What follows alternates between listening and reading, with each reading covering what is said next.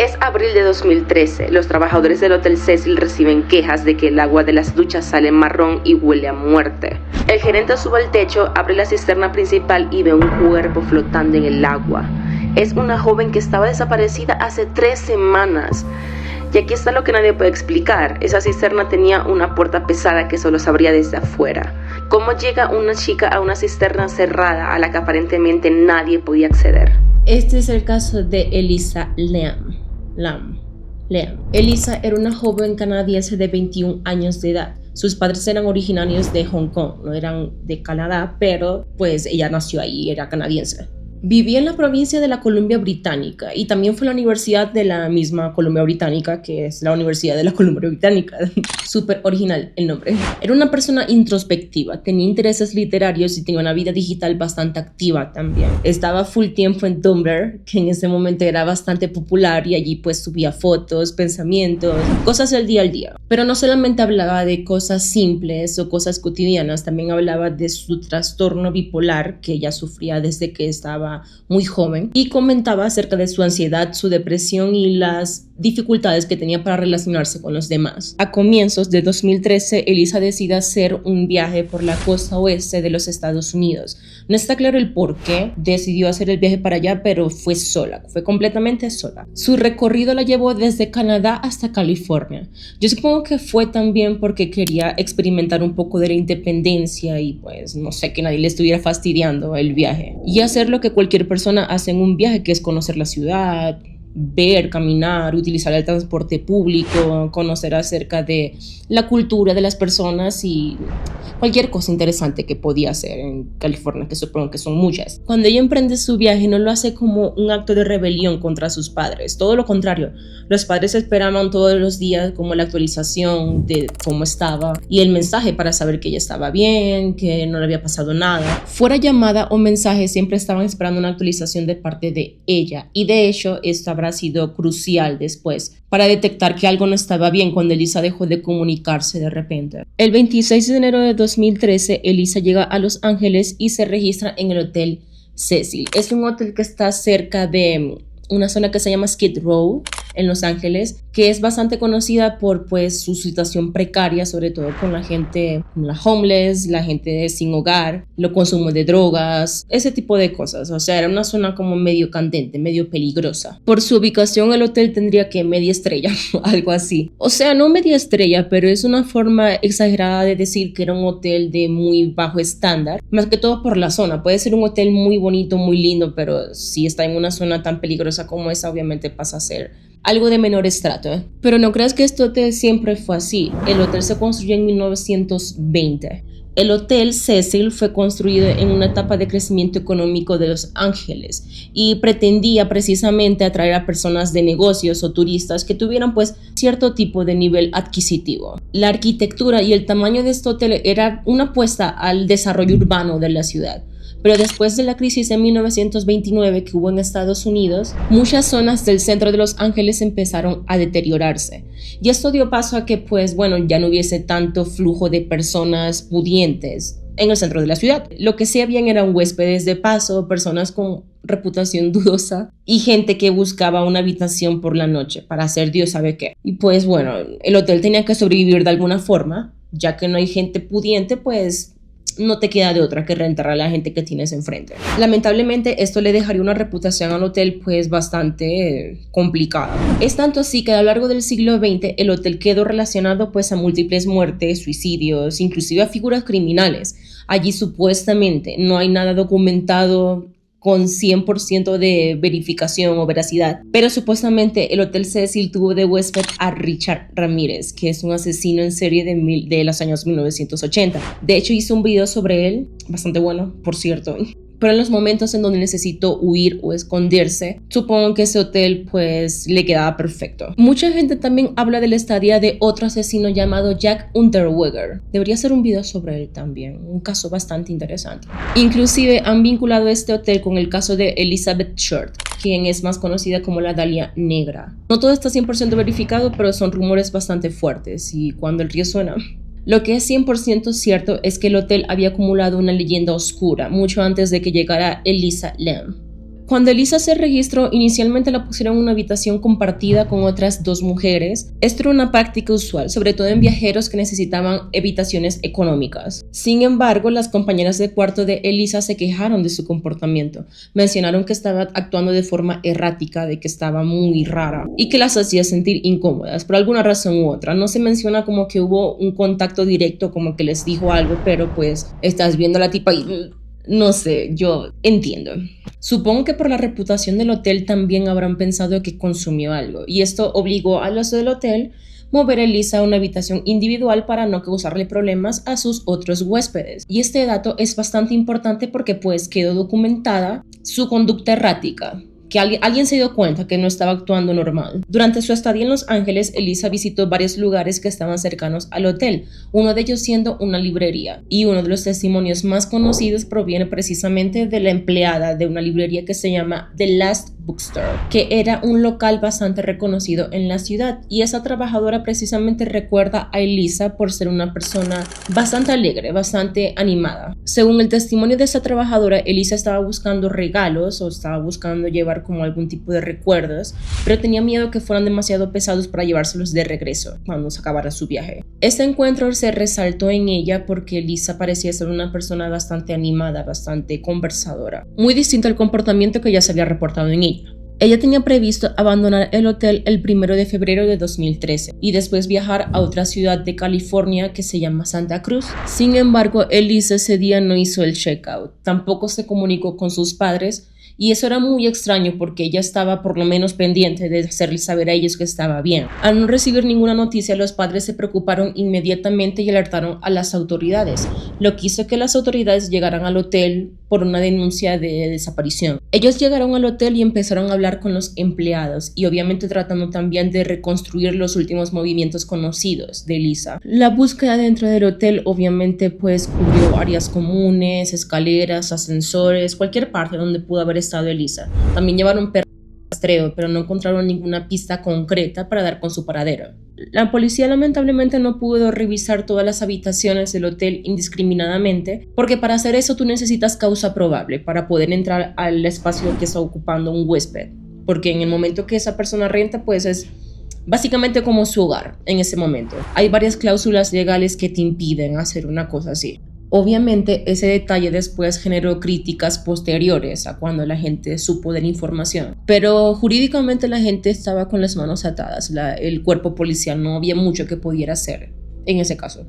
Durante varios días nadie supo absolutamente nada de Elisa, no aparecía su celular, no había ningún tipo de actividad que podría dar un paradero, una pista sobre dónde estaba. Ante la falta de cualquier avance, la policía decidió publicar un video de la cámara de seguridad que estaba puesta en el ascensor del hotel. Si has escuchado lo más mínimo acerca de este caso, lo más probable es que ya hayas visto el video. El video muestra a Elisa actuando de una forma bastante desconcertante, entrando y saliendo del ascensor, apretando muchos botones, moviendo los brazos de forma extraña, se asomaba, se volvía a meter, se asomaba, o sea, era algo extraño de ver y de interpretar también. Ahora, obviamente hay gente que ofrece una interpretación más clínica acerca de lo que aparece en el video y que lo más probable es que Elisa hubiese estado atravesando una especie de brote psicótico. Su trastorno bipolar tenía documentación médica y también estaba respaldado por sus propias publicaciones de la propia boca dedos de Elisa. En los casos de gente que tiene trastorno bipolar, sobre todo si no se medica bien, si no toma la medicación correctamente, se puede presentar episodios de manía extrema o de paranoia inclusive.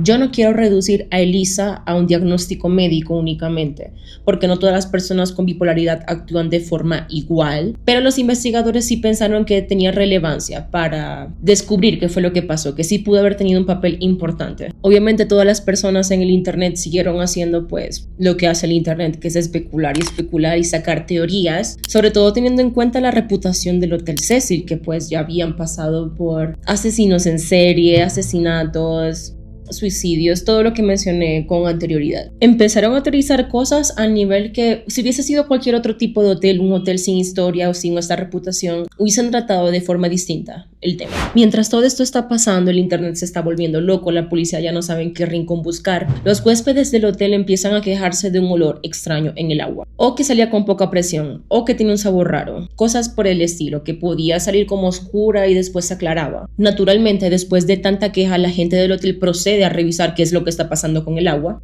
Iba el personal del edificio a la azotea, que es donde tienen los tanques de agua precisamente, y allí se revela la parte más perturbadora del caso, ya que cuando abrieron uno de los tanques estaba dentro el cuerpo de Elisa Lam. El hallazgo sucede el 19 de febrero de 2013. Elisa llevaba más de 2 semanas desaparecida para ese punto y la consiguen lamentablemente en uno de estos tanques. Su cuerpo estaba sin ropa y habían algunas pertenencias de ella alrededor, flotando. La imagen fue muy impactante para el público y para los huéspedes del hotel, ya que el agua del hotel estaba conectado al sistema de tanques donde estaba el cuerpo y tuvieron días bañándose y bebiendo y pues cepillándose los dientes, haciendo cosas que no deberías hacer con un agua que está así de contaminada. El cuerpo eventualmente fue retirado por las autoridades y comenzaron el proceso forense. Debido al tiempo que permaneció en el agua, el proceso de descomposición complicó bastante la autopsia. Tomando en cuenta todo esto, los agentes no pudieron descubrir una causa de muerte precisa, como un trauma físico, ni siquiera pudieron conseguir rastros de, por ejemplo, un abuso sexual. Así que no les quedó de otra que enlistar la causa de muerte como ahogamiento accidental, con el trastorno bipolar de Elisa siendo una causa significativa que contribuyó al desenlace. El punto es que la investigación no concluyó que Elisa hubiese sido asesinada. El informe toxicológico fue otro punto de discusión, ya que no encontraron sustancias recreativas en niveles alarmantes. Lo que sí hicieron fue relacionar el caso con sus medicamentos para tratar la salud mental. La interpretación del nivel de los medicamentos encontrados en su sangre sugería que Elisa no se estaba tomando los medicamentos como debería hacerlo, o se estaba tomando menos cantidad o probablemente había dejado de tomar alguno de ellos. Y obviamente esta hipótesis encajaba perfectamente con la que habían establecido con anterioridad acerca de que Elisa probablemente estaba atravesando un tipo de brote psicótico. Obviamente estas hipótesis, en vez de resolver preguntas, hacía que salieran muchas más, como por ejemplo cómo llegó hasta la azotea. Y déjate tú de entrar a la azotea, de entrar al tanque, cómo abriste el tanque. Se supone, según el hotel, habían dicho de que no se podía acceder a esa área sin ayuda o sin una llave especial.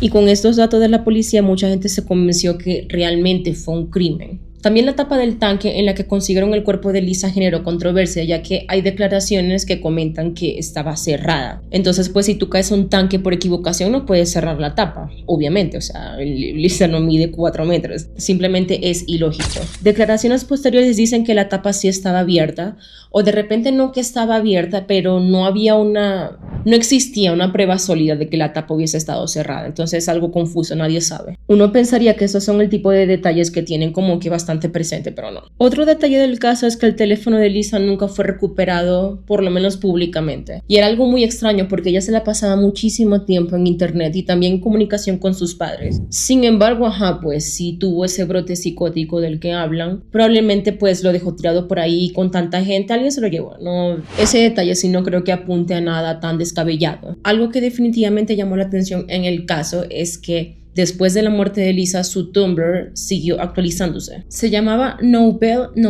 el blog. Y como había dicho antes, ella publicaba mucho acerca de sus pensamientos y sus sentimientos acerca de su condición o su enfermedad. Solía escribir varias cosas como medio depresivas. Incluso había una frase del escritor Chuck Palahniuk, que es el escritor del Club de la Pelea. Y esta frase decía: siempre vas a ser acosado.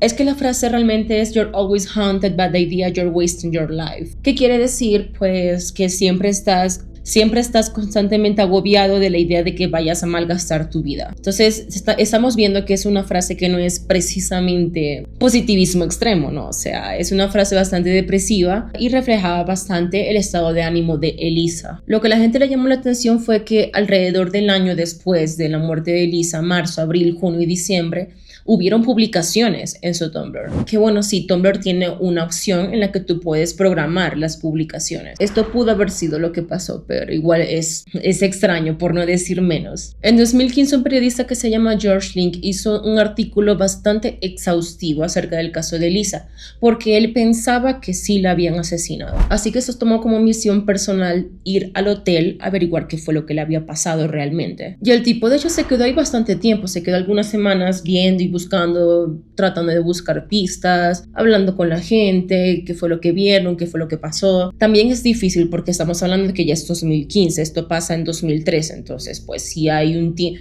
es difícil que vayas a conseguir una pista fiable después de que ha pasado tanto tiempo y es un hotel, sigue yendo gente, sigue habiendo tránsito de personas, entonces es confuso, es una situación bastante tricky. A George no le quedó otra opción que llegar a la misma conclusión de la policía, pero realmente esto no dice mucho porque, vuelvo y repito, vas después de 2 años. Obviamente, cualquier pista, si pasan 2 semanas y ya es difícil juntar las pistas, imagínate que pasen 2 años. No le veo tampoco tanta relevancia a su poca falta de información. Algo súper interesante de este caso es que una persona llamada Kaden, una semana después de que salió a la luz el video de Lisa, el video viral de ella por el que se hizo conocido el caso, se tomó la tarea de ir al hotel, precisamente a los tanques de donde la habían encontrado a ella. Todo esto se sabe porque tenía un canal de YouTube en el que subió los videos. No se supo más del tipo, pero pues eso, sí tenía un canal de YouTube y ahí es donde la gente se entera la hazaña que quiso hacer. Esto que hizo fue muy poquito tiempo después de que pasara todo lo que pasó con Elisa. Entonces pues andaba pendiente del caso, de qué era lo que descubrían, de qué era lo que él mismo veía en la escena del crimen. Las personas decían que pues habían cámaras, que era muy difícil llegar a donde estaban los tanques, que no duró mucho para llegar al área de los tanques, o sea, estaban exagerando un poco acerca del nivel de seguridad que tiene este hotel.